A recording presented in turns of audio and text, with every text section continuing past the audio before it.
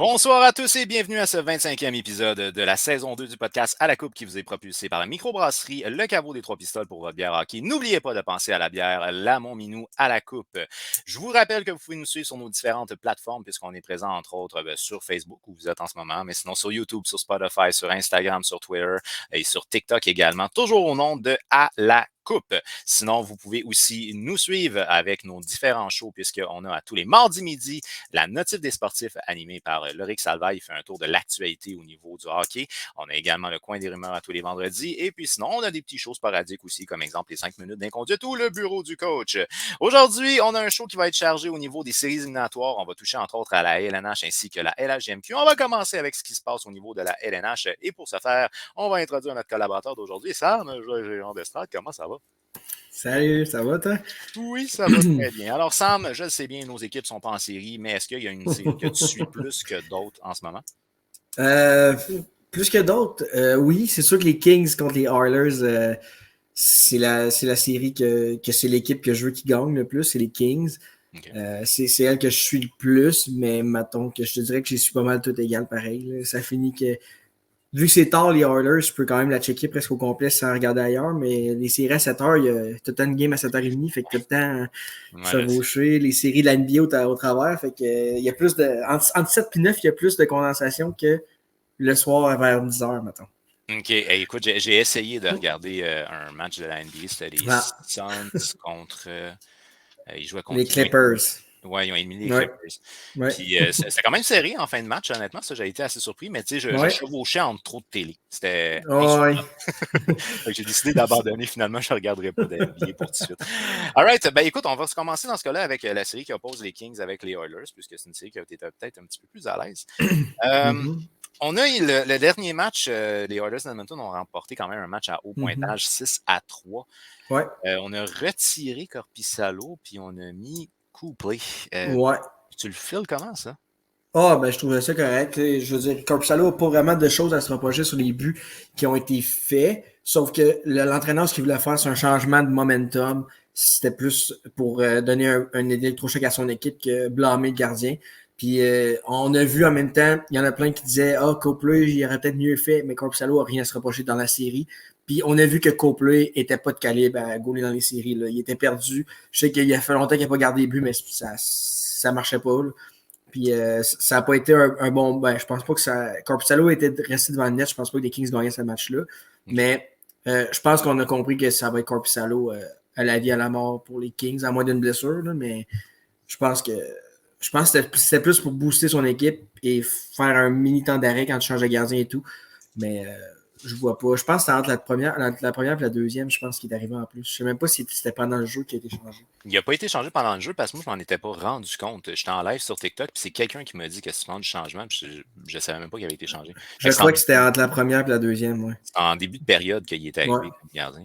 Puis, tu sais, tant aussi longtemps qu'on va avoir des matchs à haut pointage, ça sera pas vraiment en faveur des Kings, là, parce que les Oilers, c'est une équipe qui est dure à arrêter à ce niveau-là. Non, c'est sûr. Disons que le style de jeu défensif des Kings devrait être un petit peu plus serré, mettons. C'est sûr que tu peux pas battre les Oilers 7-6 parce que c'est eux qui ont la force pour le faire. Mais je pense que les Kings ont mal joué pendant à peu près 5 périodes dans cette série-là. Puis moi, je leur ai dit que ça leur coûtait la série. Je pense que la série s'est perdue quand ils menaient 3-0 et 4-3 avec 5 minutes à faire en troisième. Ils ont donné le but égalisateur et le but gagnant en prolongation. Quand tu mènes 3-0 en série, tu peux pas échapper le match. Surtout pas contre les Oilers. Tu prenais les devants 3-1 dans la série, tu les mettais au pied du mur, la pression. Et là, la pression, ben moi, je savais que les Oilers allaient sortir fort à domicile. Moi, dans ma tête, cette série-là est terminée. J'y crois zéro que les Kings vont venir.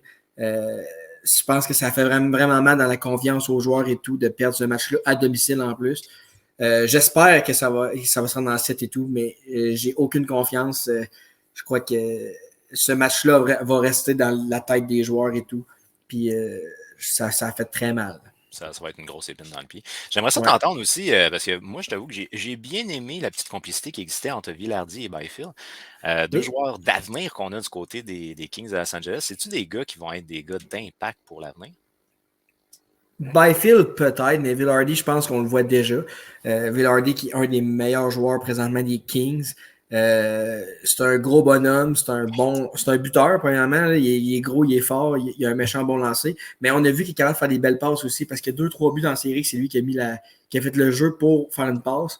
Je pense que Vilardi peut être un bon joueur de deuxième trio qui peut marquer 25-30 buts. Puis Byfield, ben lui, je pense que son coach n'a pas aimé son dernier match parce qu'il l'a mis sur la 4e ligne la dernière game. Mais il n'y a pas grand monde qui ont joué un bon match côté des Kings si on regarde ça. Là. Ils ont mis Sean Walker aussi comme défenseur à la place de Edler, je crois. Puis, quand tu n'as pas joué depuis genre 2 semaines, tu arrives contre McDavid Draisaitl. C'est tough comme c'était peut-être pas la meilleure idée, surtout avec le dernier changement. La game est à Edmonton. Fait que il y a beaucoup d'affaires des Kings, mais l'avenir est quand même bon à Los Angeles. Là. On a beaucoup de jeunes joueurs. Puis les vétérans sont pas. C'est pas de last dance. C'est pas terminé pour les Kings. Là. Je sais qu'ils vont pas perdre Gavrikov et Korpisalo, à moins qu'ils décident de leur signer, mais c'est pas un do it now où c'est fini. Là. Je pense que les Kings ont encore du gaz, mais c'est sûr que les Oilers en première ronde, je pense que c'était l'équipe dans l'Ouest qu'il fallait pas pogner parce qu'ils ont quand même une bonne équipe, malgré que je les aime pas du tout. Ils ont une bonne équipe, puis Draisaitl, McDavid, ils sont rendus ensemble là, en plus. Là. Fait que, vrai, souvent, ils jouent ensemble. Fait que, on dirait que c'est plus dur les contre eux, mais en tout cas, c'est vraiment dur les mettre. Puis, on a vu dans la game, là, McDavid, je pense qu'ils ont eu 2-3 points chaque, et Draisaitl aussi. Fait que si McDavid a pris de la confiance au dernier match, ça va être dur. Ça va faire mal à long terme, mettons. Est-ce que ça se peut que Vilardi était blessé un bout de temps d'abord? Parce que moi, je l'avais Oui, il a manqué le premier match. Les 2 premiers matchs, ou le premier match, Vilardi, puis Fiala a manqué. Fiala est revenu la game qui menait 3-0. Justement, c'était le retour de Fiala. 3-0 après une période. Tout le monde était « Wow, les Kings! » Puis on l'échappe. Ça a baissé. Mais je pense que les Kings ont quand même une très, très bonne équipe. Leurs 3 lignes d'attaque sont bonnes, mais je pense que le match-up qu'il fallait pas qu'il aille, c'était avec Edmonton. Je pense qu'il aurait sorti n'importe qui d'autre dans l'Ouest, mais peut-être pas les Oilers. Mais c'est pas fini. Mais non, il n'y a absolument rien de fini tant aussi longtemps que la série n'est pas à 4. Fait que, bref. Écoute, ça va me permettre de t'amener à ce moment-là du côté de l'Est. Il y a une organisation aussi qui a échappé une belle avance et cette fois-ci, on va aller Toronto contre le Lightning qui joue actuellement. Dernière nouvelle, moi, c'était 1-1. Je ne sais pas si c'est encore... j'ai pas le. J'ai pas ça devant moi. J'ai le repêchage NFL dans mon background. Fait que mais c'était 1-1 effectivement. Sinon, belle remontée puisque les Leafs ils perdaient 4-1 puis ont réussi à remonter ça 5-4 en prolongation. Pour toi, est-ce que c'est le même principe? Est-ce qu'on vient de perdre la série là, du côté de Tampa? Vu que c'est les Leafs, je dirais non, parce qu'on sait jamais. Mais moi, j'ai fait un take avant le match que les Leafs gagnaient ce soir et qui devenaient la première équipe, qui l'a cru la première équipe à se qualifier pour la 2e ronde. C'est quand même incroyable qu'il n'y ait aucune série terminée après presque 10 jours. Je pense que c'est le 10e jour des séries. Aucune série terminée. Je l'avais dit lors du podcast la semaine passée que c'est ça que je voulais. Des matchs en 5, 6, 7. Et là, on a des matchs beaucoup en... Là, 5, je pense que c'est le dernier, là. Les Leafs. Oui, il y a les Rangers, mais eux autres, ils vont se rendre dans le 6, c'est sûr, c'est 2-2. Mais... oui, je pense que ça a fait mal au Lightning. Puis le Lightning, est-ce qu'ils ont l'équipe pour gagner 3 victoires de suite quand même, dont 2 à l'extérieur? Je pense que le Lightning, on l'a vu, on le dit depuis longtemps, ils sont fatigués. Ouais. C'est des blessures. Aussi, quand tu es fatigué, les blessures arrivent plus facilement que quand tu es jeune, tu es en forme et tout. Puis je pense que les Leafs, c'est exactement ça. Oui, il y a des O'Reilly et tout, mais des Marner, des Matthews qui n'ont jamais fait une grosse run en série, eux autres sont en forme. Puis... sérieusement, le 4-1 de la dernière game, je pense que ça a fait mal. Mais Vasilevski, ce soir, a l'air d'être en future forme, en grande forme. Oui, tout à fait, je l'ai vu. Puis, je me demande si les commentaires de son ancien assistant coach ne l'a pas fouetté. Puis, s'il y a un gars qui peut gagner une série à lui seul, c'est Vasilevski. Ouais, s'il y en a un qui peut le faire, lui. Mais par contre, il y a juste une période de jouer. Les Leafs ont des bonnes chances. Puis, je pense qu'ils ont trouvé la faiblesse des tirs de loin et tout. Là. Ça a l'air de... Puis encore à soir, c'est un tir de Morgan Riley qui est en feu, là, on va se le dire. Mais je pense que ça se termine ce soir. J'espère. Je l'espère vraiment. Moi, j'avais vu beaucoup de tirs déviés devant Vasilevski. Oui, il y en a eu beaucoup. Fait que d'après moi, ils ont trouvé sa corde sensible. Puis bon, il va... Mais en même temps, quel gardien ne serait pas sensible à... Il n'y a aucun joueur, aucun gardien de but qui dit ma force, c'est les tirs déviés. Non, c'est ça. Ça n'existe pas. Moi, je suis bien fort là-dessus, les redirections. All right. Puis c'est une série que moi aussi, je pense que ça s'est joué avec la remontée 4-1. D'après moi, c'est moralement parlant, c'est quelque chose qui va hype les Leafs. J'ai vu une stat tantôt. Je pense que le Lightning a mené 50% du temps de la série, puis ils perdent 3-1. Puis dans le match c'est le match numéro 3, je pense aussi, qu'ils menaient. Puis que, ils n'étaient pas par 3 buts, mais je pense qu'ils menaient par 1. Puis ils ont perdu pareil. Même la première game, ils ont eu 7-3, c'était 3-0, c'est venu 3-2. Ils ont échappé des avances à chaque fois. Ouais, mais malheureusement, l'avance des Leafs ce soir a duré quelques secondes. Ouais. Parce que je sentais vraiment que la foule était dedans. Puis ça a vraiment brisé de quoi, là. Parce que tout le monde était survolté, puis ça a duré. Après ça, tu te fais marquer. La foule est comme. Mais là, ils sont revenus après, mais ça reste que. Pour clore là, vite, là, cette série-là, moi, ce que je te dirais, c'est que j'ai l'impression qu'ils ont beaucoup de pression, d'autant plus qu'ils sont à Toronto. Donc, c'est une organisation qui va faire la première ronde.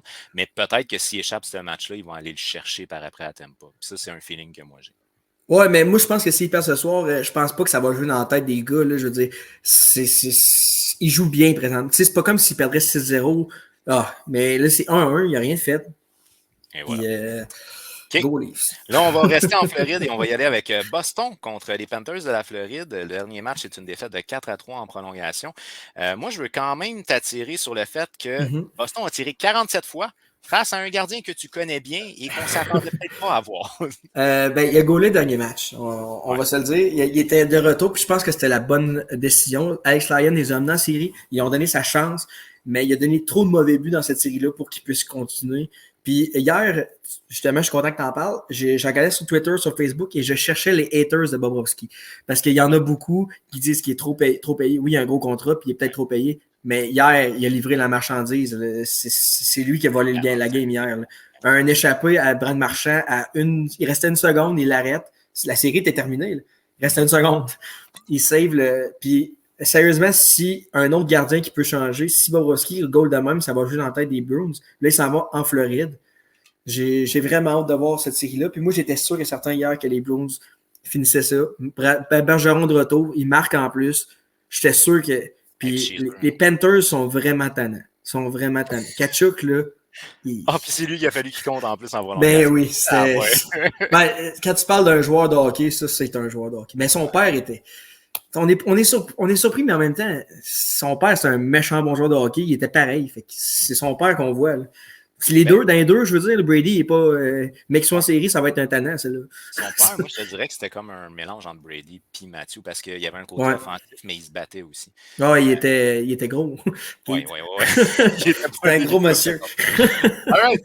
Ensuite de ça, j'aimerais ça t'amener sur une série que moi, je trouve très intéressante. C'est Seattle contre Colorado. Je ne m'attendais pas nécessairement à ce que le Kraken réussisse à tenir tête, mais force est d'admettre, l'équipe travaille bien. Effectivement, c'est de la série étonnante, surprenante. 3-2 le Kraken. Mais le Kraken, on l'a dit au début, c'est une équipe, on n'arrêtait pas de dire ils vont travailler, mais à un moment donné, mais le travail, puis c'est sûr que si tu m'avais dit Nichushkin et Makar ne seront pas là pendant Nichushkin quitte l'équipe et Makar va être suspendu, je t'aurais dit OK, ça va peut-être jouer dans la balance, mais vraiment surpris, puis la balance sont dans je dirais, dans la merde un peu, là. Parce qu'ils s'en vont à Seattle, que l'ambiance va être incroyable. S'ils ont le malheur de se faire marquer le premier but en plus, aïe. Non, mais j'ai hâte de voir. Je pense que cette série-là, l'Avalanche peut encore le gagner, mais j'ai hâte de voir qui va se lever. On n'arrête pas de dire McKinnon, c'est un leader, puis tout. Mais McKinnon, il n'y a pas les meilleures séries non plus. Là. Il y a des bonnes chances, mais je pense qu'il y a un match qui n'a fait aucun tir au but. Sérieusement, je ne me rappelle pas la dernière fois que j'ai vu McKinnon pas de tir au but. Moi, ce que je voulais te mentionner concernant ça, c'est que Nathan McKinnon a mentionné comme quoi c'était la première. Non, c'était la série de première ronde la plus difficile qu'il a joué jusqu'à présent. Fait que, il y a quelque chose en ce moment qui ne marche pas du côté du Colorado. Ils ne sont pas aussi dominants qu'on les a vus. Mais le Kraken, c'est une équipe de travailleurs. Non, ça, chaque trio, chaque gars que tu vas avoir en face, sur la glace, il va donner tout ce qu'il y a. Puis, je ne dis pas que c'est pas ça que les autres équipes font, mais ça reste que le style du Kraken, il y a tout le temps un gars en échec avant, puis en tout cas. Là, on m'informe que c'est 2-1 pour le Ouais, j'ai vu, là, je l'ai mis. 2-1, Tampa Bay, puis ça n'avait pas l'air d'un si beau but que ça. Fait que je pense que Samsonov, c'est un 5-0 qu'on appelle. Il n'y a rien de perdu. OK. Ensuite, on va passer vite. La série qui fait l'opposition entre les Devils de New Jersey et les Rangers. Actuellement, c'est 2-2, donc c'est égal. Le dernier match a été pris par les Devils. Est-ce que l'expérience des Rangers va avoir le dessus sur les Devils ou est-ce que la vigueur des jeunes va les pousser en deuxième ronde? Ben, je sais pas si tu te rappelles, je pense que jeudi passé, on en a parlé justement, puis je me disais que c'est la série la plus décevante, puis que les Devils étaient terminés, puis finalement, les Devils sont back. L'avantage de la glace, il n'y en a pas là-dedans. En même temps, c'est un peu normal, les équipes font de l'autobus pour aller à un autre match. Là. Il n'y a aucun avion de prix. Les deux équipes sont probablement des gars des Rangers qui habitent au New Jersey. Fait que, c'est surprenant. Puis c'était 1-0 Devils tout à l'heure. Fait que les Devils avaient pris les devants en début de match. C'est surprenant. Puis si les Rangers font sortir en première ronde après un avance de 2-0, ça va chialer à New York. Ça va. Puis en plus, avec Kane, et voilà, Tarasenko, Kane, c'est avec un des meilleurs gardiens de la ligue qu'on dit aussi, contre un gardien recru qui sort de nulle part. Tout ça mis ensemble, c'est du gaz, puis il manque rien que l'allumette pour mettre le feu dans la ville de New York. Puis je vais être honnête avec toi, là, je me souviens toujours pas de son nom de ce gars. C'est Schmidt. Akira Schmidt. Akira. C'est Schmidt ou Schmid? Schmidt. Okay. Ben, il me semble que c'est DT à la fin. Ouais, il me semble qu'il y a un T à la fin. En tout cas, il est connu dans sa famille, ça c'est sûr. Ça, c'est une bonne base en termes de fanbase. Okay. On va y aller maintenant avec Vegas Winnipeg. Actuellement, les Golden Knights mènent la série 3-1. Force est d'admettre, Laurent Brossoit fait la job. Effectivement, très surpris que Laurent Brossoit soit aussi bon, mais sérieusement, ce qui est plat dans cette série-là, c'est les blessures. Oui, on dit que les gars sont blessés, mais là, les gars sont vraiment blessés. Quand tu joues pas en série, c'est parce que t'as de quoi. Puis c'est plate. Mark Scheifele, blessure. Nicolas Ehlers n'a pas joué encore. Je pense qu'il va peut-être jouer ce soir. Okay. Mais ça fait mal. Josh Morrissey. Je veux dire, déjà, on l'a dit, la faiblesse des Jets, c'est la défensive. Et leur meilleur défenseur se blesse alors qu'il connaît une saison de Norris en plus. Un de tes joueurs préférés, Josh Morrissey en plus. C'est plate, mais les Jets se battent quand même très bien. Le dernier match. Hier, l'année passée, le dernier match. Okay. Le dernier match a été très serré malgré tout. Le match qui perdait 4-1, on mis ça 4-4, deuxième prolongation. J'aime l'effort des Jets, mais je pense qu'à Vegas ce soir, faut pas que les Golden Knights l'échappent parce que leur retourner à Winnipeg pour un match 6, c'est pas la meilleure idée du siècle, moi te le dire.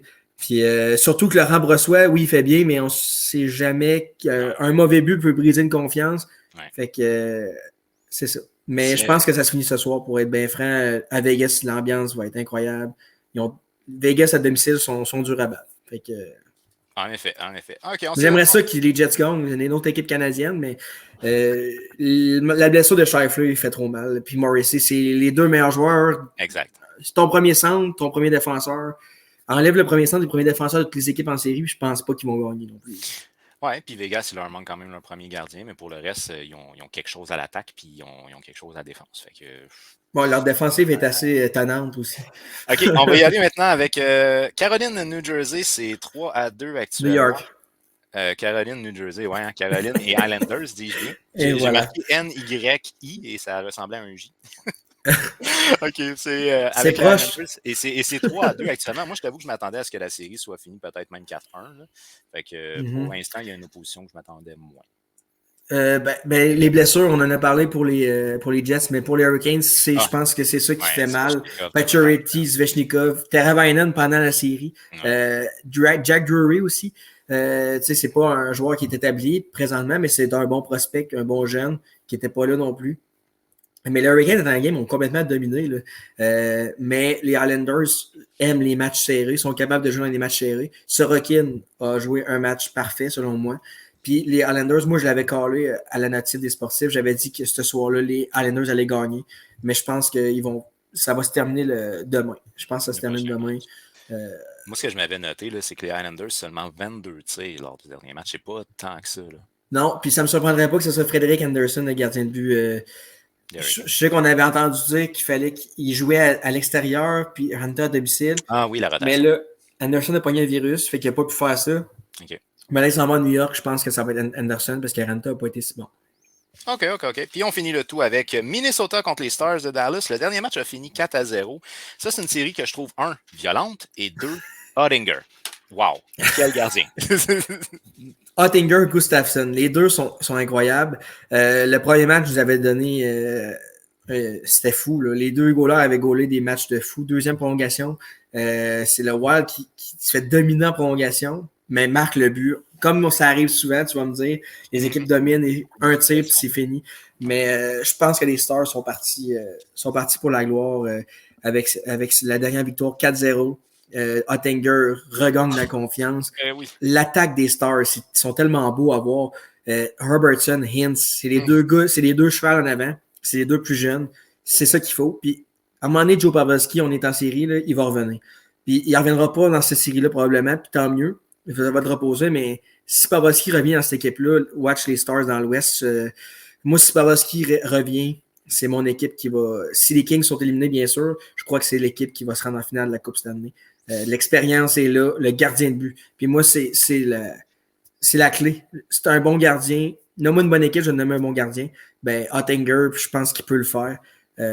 Puis les Oilers, c'est le problème. Ils n'ont pas leur gardien. Je sais qu'il y en a plein qui favorisent les Oilers pour se rendre en finale s'ils sortent les Kings. Mais Stuart Skinner, j'ai aucune confiance en Stuart Skinner. Il accorde des mauvais buts. Je pense qu'il est stressé. C'est sûr que la pression de Menton, c'est incroyable, mais je pense que les Stars, ça serait le fun, les Stars. Dadonov et Domi avec la coupe, j'aimerais ça. Oh, je m'attendais pas à celle-là. OK, mais ça me permet quand même de te poser une question rapidement avant que tu quittes. Est-ce que vraiment l'Avalanche du Colorado avec Comper avait un bon gardien? Oh, tabarnouche! Je pense que c'est l'exception à la règle. OK. Je pense qu'il y a des équipes que tu peux mettre n'importe qui des buts puis ça va marcher parce qu'il a regardé cette année les mêmes stats, je pense. Je pense que Georgiev et Comper ont à peu près 1% sur leur pourcentage d'arrêt. Ils ont presque la même moyenne. Mais moi, je parlais plus des Oilers. Dans le système des Oilers, ça prend un bon gardien. Si tu leur mets un bon gardien, ça va être dangereux. Mais malheureusement, ils ont signé Jack Campbell à long terme. La soupe qu'ils disent. Un choix qui est... Mais Jack Campbell a sauvé le match. Il a fait des arrêts incroyables quand il est revenu. Mais je pense que le coach le sait que c'était peut-être un coup de chance. Je pense aussi. Il y a du monde qui m'a demandé est-ce qu'ils vont revenir avec Campbell. Tout le monde s'est posé la question, mais moi j'espérais qu'il arrive avec Campbell parce que je pense que ça aurait pu être bon pour les Kings, mais bon. All right. Ben écoute, sur ça, moi, je vais te laisser retourner à ton repêchage de la NFL. J'ai vu c'est Young qui devait être choisi premier, ça se peut-tu? Oui, ben je pense que le choix a été fait. Là. J'ai pas regardé parce que je te parlais, mais j'imagine que c'est Young, Bryce Young. Bon, j'ai aucune idée de son prénom, j'ai juste vu que c'était Young qui était listé premier. All right, bon repêchage à toi, puis on s'en va très prochainement. Merci, bye. Bye. Alors là, on va continuer maintenant et cette fois-ci, on va s'attaquer à la LHJMQ puisque oui, au niveau de la LHJMQ, il y a des séries aussi, mais il y a aussi une loterie. Alors aujourd'hui, on va s'adresser à P.O. Normand, notre chroniqueur de la Coupe.ca. Hey! Comment ça va? Et ça va très bien, toi? Ça va très bien, merci. Yes, et on va également s'adresser à Gabrielle, qui est aussi chroniqueuse au niveau de la Coupe.ca. Gabrielle, bonsoir. Bonsoir. Alors là, je vous propose, est-ce que vous voulez qu'on commence avec les séries éliminatoires ou avec la loterie? Peu importe le choix, moi je te dirais, là, j'ai du stock, là, je suis énervé comme un enfant à Noël. Bon, OK, si vous ne voyez pas d'inconvénient dans ce cas-là, on va commencer avec la loterie qui a eu lieu cette semaine au niveau de la LHJMQ. Oui. Vous m'expliquez, est-ce qu'on tire uniquement les 5 premières positions? Et en fait, comment il faut le comprendre, c'est que selon ta position au classement, donc dans la Ligue junior majeure du Québec, on a 18 équipes. Les 5 dernières ont des pourcentages dans un boulier. Donc, si tu es 18e, tu as plus de chances que si tu as terminé 5e avant-dernier, ainsi de suite. Cette année, c'était les Saguenay de Chicoutimi qui avaient le dernier choix, puisqu'ils possédaient le choix du Stade Acadie Batters qui ont fini dernier au classement. Et voilà, malgré ces pourcentages-là, je crois qu'on a vu que la loterie demeure un jeu de hasard, alors que les Wildcats de Moncton ont réussi à avoir leur boule sortir lors de ce repêchage. Oui, puis je peux même appuyer tes faits. Moi, j'avais pris en note, là, le pourcentage était à 43% pour ce qui est de Chicoutimi.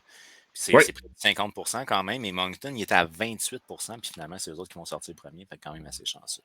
Alors, de ton côté, Gab, ben écoute, on a une loterie qui, je pense, a quand même assez respecté le classement. C'était quand même pas si Oui, loin. oui, oui. Ton impression de la loterie pour toi, c'est quoi? Ben, je pense que, ben, honnêtement, toutes ces équipes-là, sur les 5 équipes qui ont eu les 5 premiers choix, honnêtement, c'est les 5 équipes qui ont déjà des équipes assez. Trois de ces équipes-là sont assez déjà bien garnies, on va se le dire. OK. Par contre, oui. Par contre, l'Armada et les Foreurs de Val-d'Or méritent bien leurs choix. Parce qu'ils n'ont pas une saison facile, mais par exemple, en 5e rang, on a eu l'Océanique qui repêche et l'Océanique a eu une très bonne, une saison correcte. Et ainsi que les Saguenayens qui ont eu une saison du même type que l'Océanique, puis les Wildcats, c'est la même chose, ils ont eu une bonne saison. Donc, honnêtement, c'est pas un repêchage qui est très Bon, en intéressant pour fait, les équipes de bas de classement. ouais. En fait, ce qu'il faut Ok. savoir, Yves, là, c'est que les équipes, les équipes qu'on vient de nommer, Moncton, Chicoutimi et Rimouski, ils ont su tirer un lapin de leur chapeau parce ils Ouais. ont obtenu les choix de première ronde. Du côté de Chicoutimi, on avait obtenu le choix de première ronde du Stade Acadie Batters. Du côté de Rimouski, c'est le choix, si je me trompe pas, de Dans Charlottetown. Highlanders. Ouais. Et celui-là de Moncton, si je me trompe pas, c'est le choix Val-d'Or. de Saint-Jean, de Val-d'Or ou de Saint-Jean. Saint-John, c'est Donc, Val-d'Or qui l'a. exact. Donc, Ah, c'est ça. tu peux voir que la logique, en fait, si on avait suivi la vraie logique, que c'est vraiment les équipes de bas de classement, bon, présentement, ce serait donc de dire que Val d'Or repêcherait premier, Caddy Batters deuxième, bon, ainsi de suite. Mais c'est ça la magie de faire des échanges dans le circuit junior. Ça peut Oui. arriver que si tu finis en bas de classement et que ton choix appartient à une autre équipe, ben voilà, c'est ce qui se passe. En effet, parce que là, dans le fond, si tu regardes ça, théoriquement, c'était Val-d'Or, Batters, Blainville, Saint John, Charlottetown. Puis là, au final, Exact. Saint John, il n'y a juste pas dans le top 5 points. Non. Puis Ouais, mais Saint-John, c'est un lendemain de veille là, pour eux autres. Le lendemain de Coupe Ah, non. Memorial, il ne fallait pas s'attendre que ce soit facile pour eux. Là. Ils vont avoir encore quelques transactions complétées pour revenir directement là, sur le chemin de fer pour la reconstruction. OK. Puis là, j'ai une question pour vous, parce que je sais que la réalité du junior est différente du professionnel, mais est-ce que quand on repêche le premier, le deuxième, c'est des gars qu'on est assuré qu'ils vont venir jouer dans la LHGMQ? Ou ça peut être Oh. des gars qui. Non, OK. Le Je sais pas. les ligues professionnelles, Yves, ça a un certain prestige, puis je vais laisser compléter Gabriel là-dessus. Mais la Ligue junior majeure du Québec, de plus en plus de joueurs, que ce soit des joueurs des Maritimes ou du Québec, optent aussi pour le circuit américain. Donc, ça donne ce que ça donne. Certains espoirs qui devraient être repêchés premiers, ben, se ramassent qui vont jouer aux États-Unis. Donc, les équipes doivent sélectionner ailleurs dans le panier d'espoir. OK. Oui. Puis moi, ça me fait penser d'ailleurs à un cas, Zachary Bolduc, qui voulait aller jouer aux États-Unis, était parti jouer aux États-Unis. Sidney Crosby est venu à Rimouski pour retirer son chandail. Et Sidney Crosby a appelé Zachary Bolduc pour lui dire viens jouer à Rimouski. Zachary Bolduc est revenu à Rimouski. Et finalement, on connaît l'histoire, il rentre avec les remparts, mais quand même. La force des Donc, anciens. ouais, c'est ça. Donc, Mais il quand... faut comprendre une chose, même le repêchage de cette année là, exprime un peu le problème qu'on est en train de souligner, alors que les Saguenay de Chicoutimi vont avoir, en plus de leur choix de deuxième au total, vont avoir 2 autres choix de première ronde, puisque l'an passé, sur leurs 4 choix de première ronde, il y a 2 joueurs qui ont décidé de ne pas se présenter chez les Saguenayens. Les Saguenayens auraient pu conserver les droits des joueurs et donc peut-être espérer s'entendre avec eux autres. Mais c'est officiel. Sacha Boisvert, entre autres, là, va jouer USHL et après, il va jouer Université américaine. Donc, les Saguenayens ont pu profiter un peu là, de ça pour avoir récupéré 2 choix de première ronde. Un qui sera le 12e au total, si je ne me trompe pas, et un autre qui sera en fin de première ronde. Fait que là, si je comprends bien ce que tu m'expliques, c'est que dans le fond, c'est pas en première ronde, c'est pas le nombre d'équipes qu'il y a de choix, il y en a un peu plus. Ben, ça dépend des années, Yves. En fait, les années où justement il y a des récalcitrants, donc où il y a des joueurs qui sont des choix de première ronde qui décident de ne pas se présenter dans leurs équipes parce qu'ils ne réussissent pas à s'entendre ou ils décident de sélectionner tout simplement d'aller jouer aux États-Unis. Ben, les clubs de la Ligue junior majeure du Québec ne perdent techniquement pas leur choix puisque la Ligue leur redonne un choix équivalent là, au repêchage de l'année d'après. OK. Fait que c'est comme une contrebalance. Et Ouais, ça c'est une m'amène compensation. à poser une question. Gab, est-ce que tu penses qu'une organisation comme Moncton, qui vous semblez dire qui est quand même pas mauvaise en ce moment, là, elle pourrait être tentée de choisir un talent très élevé, mais qui n'est pas sûr de venir dans la Ligue vu qu'ils choisissent premier? Ben, honnêtement, cette année, le choix va probablement se tourner vers Caleb Desnoyers. Donc, Caleb Desnoyers est pas mal convaincu de venir jouer dans la Ligue. Là. Il en parlait. Je pense pas que ce soit un problème pour ça. Puis, son frère était dans la LGMQ auparavant. Là. Je me rappelle OK. plus de son nom. Là. Mais Elliott, Elliott, c'est ça. Elliott était là et puis a Caleb d'ailleurs a envie joué de un venir peu. jouer. A Ah, d'ailleurs joué Moncton. un peu pour les Wildcats. Donc, il y a des liens. Là. Oui, oui, donc c'est ça. Il n'y a pas de problème de ce côté-là, mais évidemment, je pense qu'il pourrait. Si ça avait lieu d'être, ben je pense qu'évidemment, Moncton pourrait essayer malgré tout. D'aller chercher le plus élevé talent, même s'il n'est pas Ouais, sûr de ouais, ouais. venir. Puis sinon, ben, on s'entend que tu n'es pas en mauvaise position là, quand que tu choisis deuxième, troisième. Là, fait que c'est pas dramatique non plus. Est-ce que pour Non. vous, le choix, ben là, vous m'avez parlé vite de Rimouski, on n'avait peut-être pas nécessairement besoin d'un top 5, mais on va y aller avec Val-d'Or. Val-d'Or qui choisit quatrième. On n'est pas tant satisfait parce que notre ancien choix aurait été premier, mais c'est-tu quand même relativement bien? Ben, je pense qu'avec le repêchage qu'on cette année, on va être capable d'aller chercher un bon joueur. Il y a des bons jeunes attaquants, mais aussi des bons jeunes défenseurs là, disponibles. Là-dessus, moi, ce que je surveillerais du côté de Val-d'Or, c'est qu'on vient de tomber carrément en reconstruction. Là. On commence à monnayer certaines choses. Entre autres, on a monnayé Justin Robida pour aller chercher certaines choses. On va avoir un nouveau directeur gérant. On le sait, Maxime Desruisseaux, en plus d'être devenu entraîneur-chef, était nommé aussi directeur général du club de Val-d'Or. Donc, savoir un peu là, comment il va orchestrer tout ça.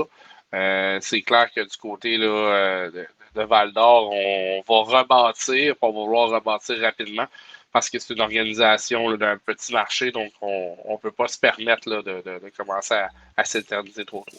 Parfait. Et là, je vais me tourner de ton côté, Gab. Du côté de l'Armada de Blainville-Boisbriand, c'est notre choix et on choisit troisième. Pour eux, j'imagine que ça va être un bon coup de pouce là, avec la saison qu'ils ont eue. Ouais, surtout que tu sais, l'Armada avait essayé, tant bien que mal, d'avoir une saison quand même de qualité en Ouais, allant chercher Josh Lawrence. Ça n'a pas fonctionné, malheureusement. Je pense que l'Armada peut être une équipe compétitive. On l'a vu en fin de saison que leur, no- leur noyau de jeunes joueurs est quand même bon. Ils ont un bon potentiel. C'est quand même des bons leaders. Ils ont bien fait d'échanger leurs vétérans aussi. Plusieurs vétérans qui venaient des Maritimes qui sont retournés dans leur lieu natal. Puis je pense que ça a fait du bien, ça aussi, ce petit ménage-là. Je pense que le choix numéro 3, évidemment, il aurait espéré Il est avoir un peu plus plus. loin. Ouais. Mais rendu là, troisième choix, c'est pas mauvais.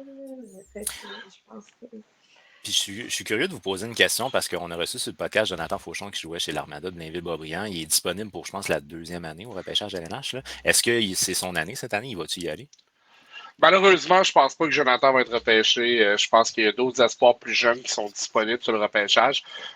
Par contre, Jonathan, ce qu'il faut pas oublier, c'est que c'est pas parce que c'est un joueur qui est pas repêché qu'il ne signera pas avec un club de la Ligue nationale. En effet. Dans le cas de Fauchon, j'ai l'impression qu'avec l'année qu'il a connue, il va peut-être avoir un essai dans des camps de recrues et des camps professionnels. Et il pourrait recevoir ensuite là, un contrat de la Ligue nationale par la suite. Donc, faut pas abandonner. C'est pas parce que tu es repêché ou non que tu ne feras pas ta place dans la Ligue nationale.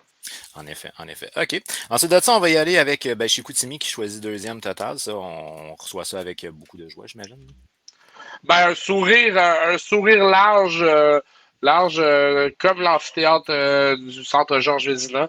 Mais du côté des Saguenay, écoute, là, on a la main remplie. Là. On a eu une belle saison.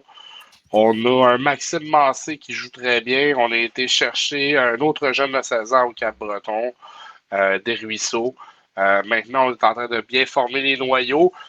Est-ce que Yannick Jean va garder tout ce noyau de jeunes-là? Écoutez, dépendamment de comment ils veulent reconstruire puis comment ils veulent y aller, les Saguenayens, présentement, ont des munitions pour être tannants puis être de gros acheteurs à bon prix là, dès le repêchage. OK. Puis sinon, Moncton, on en a parlé un petit peu tantôt. Avant qu'on passe aux séries éliminatoires, écoute, Gab, je vais me tourner vers toi. Et puis, on a eu le renvoi d'un icône au niveau de la LNH, littéralement, M. Beausoleil, qui a été renvoyé. Écoute, éduque-nous là-dessus.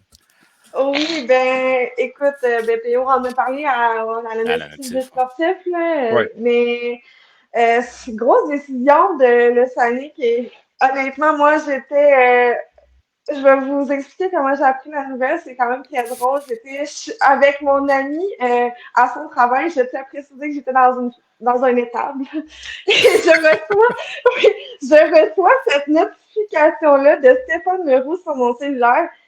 J'ai figé. Mon ami a dit est-ce que tu as oublié quelque chose?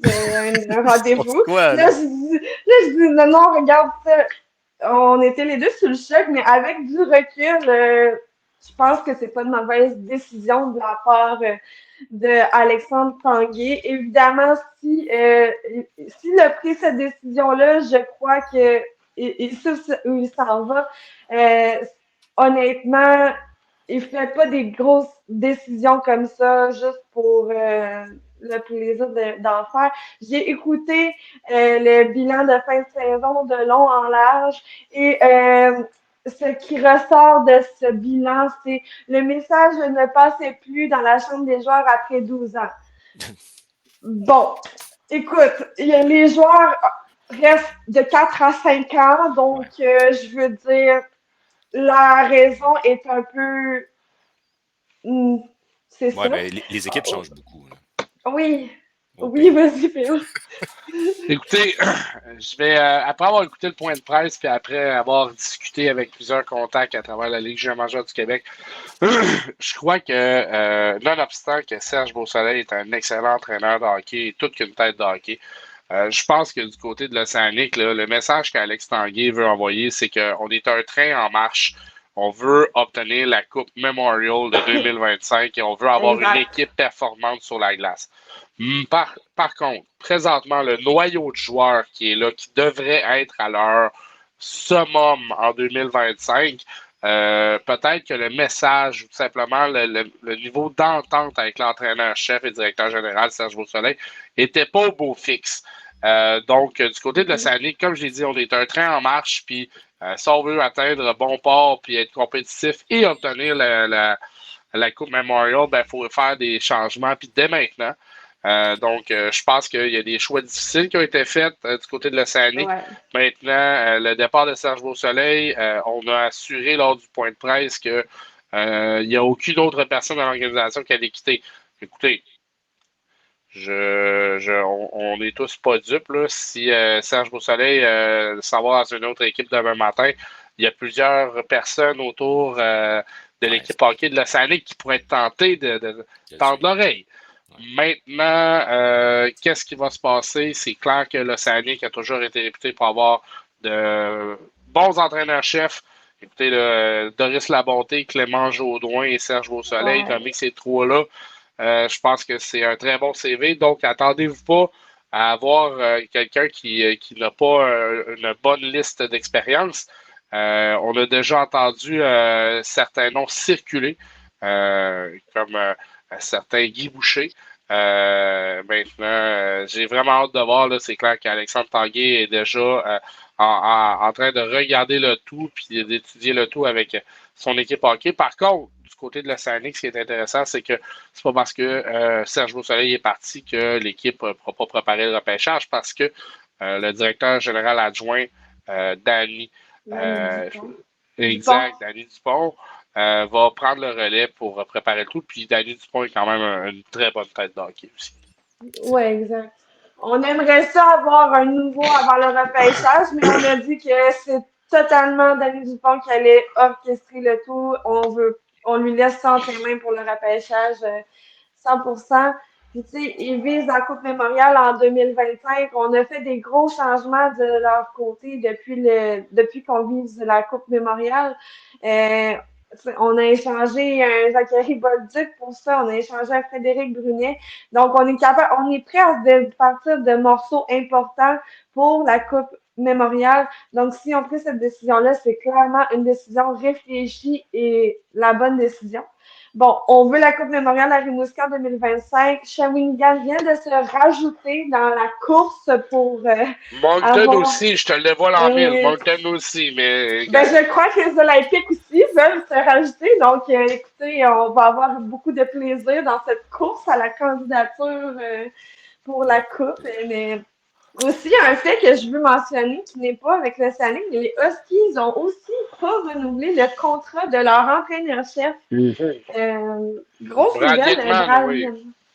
Ça aussi, je comprends pas trop parce qu'il y a eu une saison extraordinaire. Donc, je sais pas, toi, P.O., ce que tu en penses, mais... Ben, écoutez, du côté des Huskies de Rouyn-Noranda, je pense qu'on a eu vraiment la mèche courte. Brad Yetman est venu remplacer un Mario Pouliot dans les circonstances qu'on connaît. On a eu bien sûr le départ de Marc-André Bourdon qui avait nommé Yetman. Maintenant, présentement, c'est M. Gaucher, j'oublie son prénom, là, mais le père de Nathan et Jacob Gaucher qui est maintenant rendu directeur général du côté des Huskies de Rouyn-Noranda.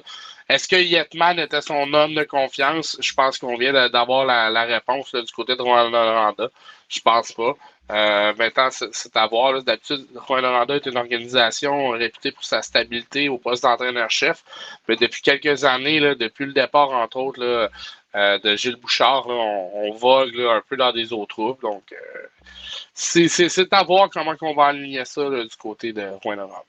OK. Il y a du changement au niveau des entraîneurs-chefs, hein, ce que je vois. Ouais, entraîneur-chef, entraîneur adjoint, ça bouge partout, Yves. Puis je te le dis, ça n'a pas fini de bouger. Ça n'a pas fini de bouger. Ça nous permet de plugger un petit quelque chose aussi, c'est qu'on a un ancien invité du podcast à la Coupe, Joël Perrault, qui s'est trouvé une job en tant que, je pense, c'est entraîneur adjoint, si je ne fais pas erreur. Tout à fait. Entraîneur adjoint du côté des Tigres de Victoriaville a été nommé hier là, en compagnie de Mike Minter. Donc, deux entraîneurs-chefs de la Ligue du Midget 3 qui graduent dans la Ligue junior majeure du Québec. Écoutez, je vous mentirais pas, Joël Perrault était probablement quelqu'un de très convoité. Lorsqu'on s'était annoncé sur notre groupe chat de la Coupe, à peu près tout le monde, toutes les équipes ont dit « Ah, j'aurais aimé l'avoir dans mon club. » Donc, c'est des choses qui arrivent. Présentement, les Tigres ont tout qu'un trio d'entraîneurs là, mené par Carl Mallette. C'est très intéressant. Joël Perrault qui va faire ses premières armes, mais qui a connu une excellente saison en tant qu'entraîneur-chef dans la Ligue Midget 3A. Donc, on peut juste que le féliciter puis lui souhaiter la meilleure des chances là, du côté de Joël. À 100% d'accord, puis un chic type, fait que franchement, meilleure des chances à lui. All right, on y va maintenant du côté des séries éliminatoires, puisqu'on connaît maintenant le corridor, c'est qui va jouer contre qui. On a une série qui va opposer quand même deux gros clubs, là, si je me fie à ce qu'on m'a raconté, Québec et Gatineau.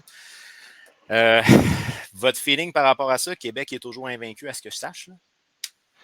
Écoute, Yves, je vais commencer puis je vais lancer les hostilités. De mon côté, présentement, j'ai mon carré d'as que j'avais prédit il y a quelques semaines. Oui, hein? Moi, je pense que oui. J'avais prédit ce carré d'as-là. Maintenant, Québec-Gatineau, c'est une bataille de tranchées. C'est deux grosses puissances. Ils se sont échangés de gros matchs cette saison. Écoute, les deux équipes ont eu d'importantes blessures. On le sait, là, du côté de Gatineau, on manque un gros défenseur à Noah Warren, mais Tristan Luneau joue de solide série. Oui. Zach Aridin joue de solide série. Riley Kidney, c'est des gros joueurs. Et du côté des remparts aussi. Par contre, le facteur qui va faire la différence, c'est dans les buts. Et Lampeda, du côté de Gatineau, là, wow, quel joueur. De ton côté, Gab? Ben moi, ce que j'aurais à rajouter, c'est que honnêtement, Québec a connu une adversité en deuxième ronde, on le sait. est-ce que les difficultés que Québec ont connues peuvent être positives ou négatives? Ça, c'est ce qui me passe par la tête. Je veux dire, ils n'auraient pas été supposés avoir autant de difficultés contre l'Océanique en deuxième round. Bon, ils ont gagné en 4, mais quand même, on en a déjà parlé. Ça a été une série qui n'a pas été facile quand même pour eux. Mais aussi, positif, ils peuvent dire que l'adversité, ils connaissent ça, ils en ont eu en deuxième ronde, donc peut-être, ils sont quand même plus habitués, entre guillemets, que Gatineau qui l'a eu facile la deuxième ronde.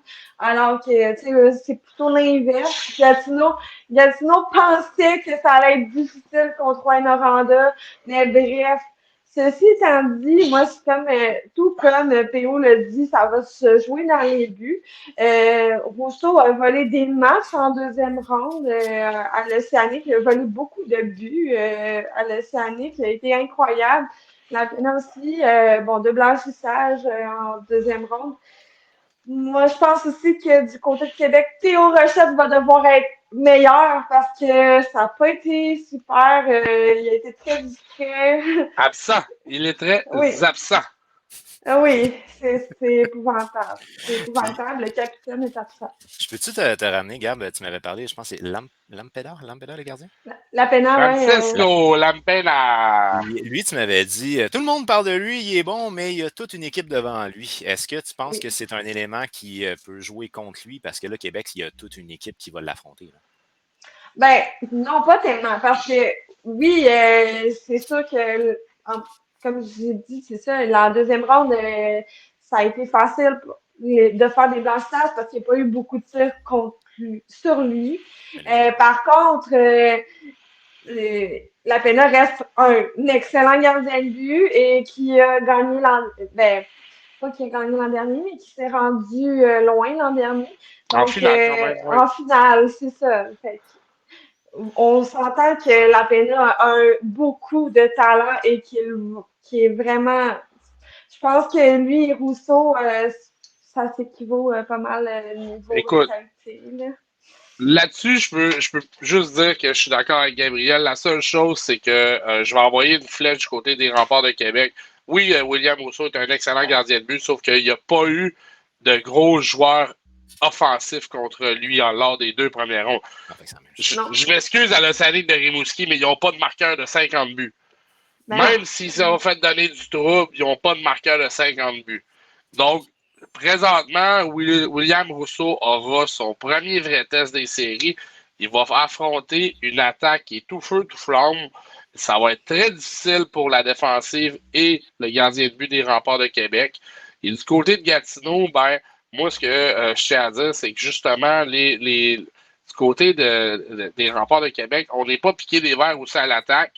Nathan Gaucher, Bolduc, qui a nommé ceux-ci, mais il y en a d'autres aussi qui réussissent à remplir le net. Je crois que ça va être une série vraiment très belle à surveiller. Mais écoute, là, moi, j'ai mon choix personnel déjà de décider. Là. OK. On y va avec les prédictions dans ce cas-là. Fait que PO, je comprends que tu as déjà ton choix. Vas-y, c'est quoi ton choix? En fait, il y a quelques semaines, je vous l'avais dit, je voyais Gatineau-Sherbrooke en finale. Ça va se réaliser. Donc, ça sera Gatineau en 6 matchs, mais ça va être toute une série. Écoute, là, les gradins sont déjà pleins du côté du centre Vidéotron. Mais les Olympiques de Gatineau, c'est tout qu'un club là, qui est en marche. Parfait. Et de ton côté, Gab? C'est la même prédiction que PO, Gatineau en 6. Et c'est ce que je souhaite sincèrement. Mais Gatineau en 6, selon moi, ça va être une grosse série, mais que Gatineau a un avantage sur Québec, selon moi. OK. Fait que les deux, vous êtes d'accord. Ensuite de ça, on va y aller du côté de Halifax qui va affronter Sherbrooke. Alors là, si je vous écoute parler depuis tantôt, disons que Halifax ne devrait pas passer cette ronde-là. Écoute, du côté d'Halifax, c'est pas parce qu'on n'a pas une bonne équipe. Par contre, si on prend les vis-à-vis, Sherbrooke est beaucoup plus complet. Ils ont une équipe, justement, là, qui a avancé durant les séries, qui a tout le temps très bien été. Et on l'a vu dès la deuxième ronde, du côté d'Halifax, Moncton a quand même réussi à les surprendre. Moi, du côté d'Halifax, j'ai des gros points d'interrogation du côté de la défensive.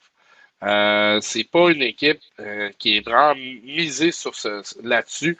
C'est vraiment une équipe qui est misée sur l'attaque. On a des gros joueurs en Jordan Dumais, entre autres, qui vont justement être capables de très bien jouer à l'attaque. Mais du côté de la défense, là, oui, on peut mentionner Jake Furlong, mais c'est un défenseur style offensif pur.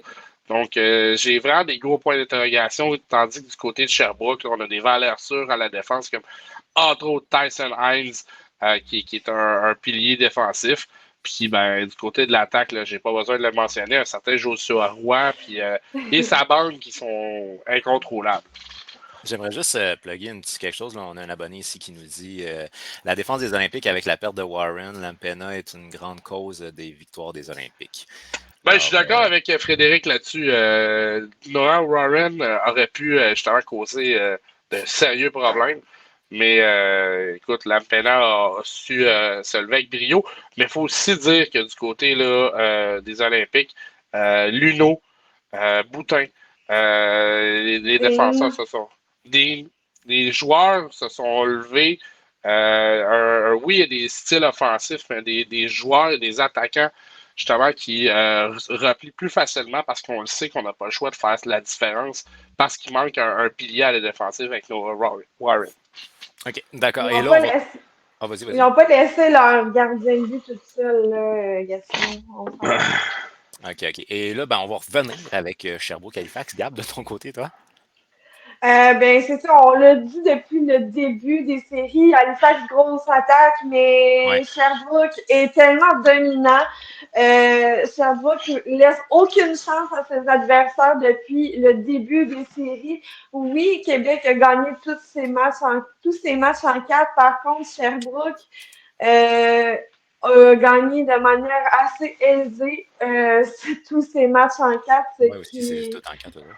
Ouais, ce qui est assez impressionnant, là, des gros pointages. Donc, Sherbrooke est dominant. Ils ont un bon gardien de but, ils ont de la bonne défensive, ils ont des bons attaquants, ils sont complets. Halifax n'est pas complet. Ils ont su s'en sortir avec une forte attaque en première et deuxième ronde. Mais contre Sherbrooke, je suis pas convaincue que ça va fonctionner rendu là. Donc, l'équipe est trop complète. Est-ce qu'on y va avec un balayage? Là? Je vous écoute parler, là, puis ça n'a pas l'air d'être non. Non? OK. Fait que niveau prédiction, là, mettons, Gab, on y va avec toi en premier. On y va avec qui? J'ai dit Sherbrooke en 6. Parce que, honnêtement, Halifax peut surprendre pareil. Ouais, Halifax peut gagner des matchs. Là, ça leur enlève rien, mais voilà. OK. Puis de ton côté, PO? Écoute, je lisais tantôt sur Twitter, je m'amusais à regarder avant le match, puis certains partisans sont assez wild en disant que Sherbrooke devrait gagner même en 5. De mon côté, je suis assez conservateur, puis je joins l'idée à Gab. Sherbrooke va remporter cette série en 6 parties. OK. Fait que vous êtes pareils, ces deux séries. Ouais. Bon, OK, on va y aller. Il n'y aura pas de combat ici ce soir. On est tous les deux d'accord. Il y a juste Guillaume qui avait changé. Guillaume, il avait dit, je pense, Gatineau en 7, puis... attendez, je vais vous sortir ça. Ouais, Gatineau en 7, mais il avait dit Sherbrooke en 6 aussi. Donc... OK, il y a une petite différence d'un match de plus. Wow, OK, c'est bon. OK, alors maintenant, on va compléter le tout et on va y aller avec une petite dose d'humour pour fermer le show. Et on a la dose patate. La dose à patate! Bonsoir à tous. Bonsoir. C'est super. Alors, cette semaine, on a beaucoup parlé du troisième lien que Québec n'auront finalement pas. Le gouvernement a eu peur que le tunnel soit vide, n'est-ce pas? Ils ont déjà investi dans un aréna vide à Québec. Ils ont peur d'investir dans un tunnel qui pourrait être vide aussi, vous voyez? Il ne faudrait pas que Québec devienne une ville avec une aréna pas de club et un tunnel pas de char. La première fois que j'entends ça. À Québec, ils sont habitués de pleurer pour rien. Ils pleurent pour peinturer le pont de Québec. Ils pleurent pour un tunnel. Ils pleurent pour un club d'hockey. Mais on sait comment les consoler. On programme Metallica aux plaines d'Abraham l'été. Les Backstreet Boys au centre Vidéotron. Okay, Et ils seront très heureux. Par contre, j'ai beau ridiculiser la ville de Québec, mais à Montréal, on a beau avoir du sport, mais ça ne veut pas dire que ça va guère mieux. OK. Je regarde l'Impact. Ils ont 5 buts en 8 parties en MLS. Ouais. 5 pauvres buts. Il faudrait quand même leur rappeler que gagner une partie de soccer 0-0 ne donne pas la victoire. Hein? Il faut faire des buts. On revient à la base, les mecs. On revient à la base. Ouais, c'est dur. Après ça, même l'Impact s'est même vanté de gagner une partie contre le Vaughan Azzurri. Le Vaughan Azzurri. Et qu'est-ce que c'est? J'en ai aucune idée. Je sais pas. Pour moi, ça m'inspire plutôt une nouvelle marque de pick-up de Volkswagen. Le nouveau Vaughan Azzurri. C'est un nom vendeur, ça. Écoute, l'Impact a gagné contre le Vaughan Azzurri, il y avait intérêt. Et si tu perds contre une équipe que tu ne connais même pas de quelle ville il vient, il y a un problème. L'Impact qui perd contre le Vaughan Azzurri, c'est un club de la ligue semi-professionnelle.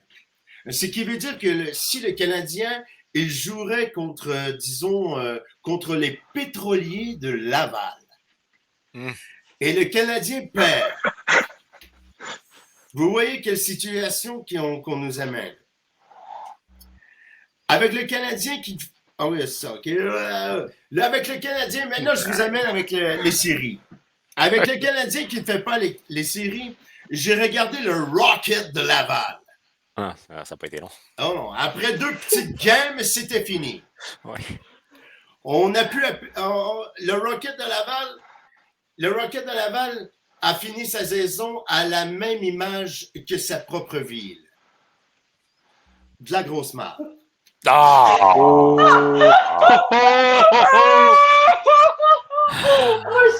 Wow! On a pu aussi apercevoir Nick Suzuki à une game des Kings de Los Angeles dernièrement. J'étais très surpris qu'il soit là. J'aurais pensé qu'il profite de son printemps comme moi. Ramasser des feuilles mortes remplies de sangsues, gérer l'eau brun marde de ma piscine et ramasser toutes les belles crottes que mon chien m'a laissées cet hiver. C'est un lapin, non? Oui, c'est un lapin. Lapin! C'est le lapin du Canada! C'est toutes ses priorités pour lui. Il a décidé d'aller à Los Angeles. Il est allé voir son ancien coéquipier Philippe Danault. Quand c'est les séries, on est toujours hanté par les anciens du Canadien, n'est-ce pas?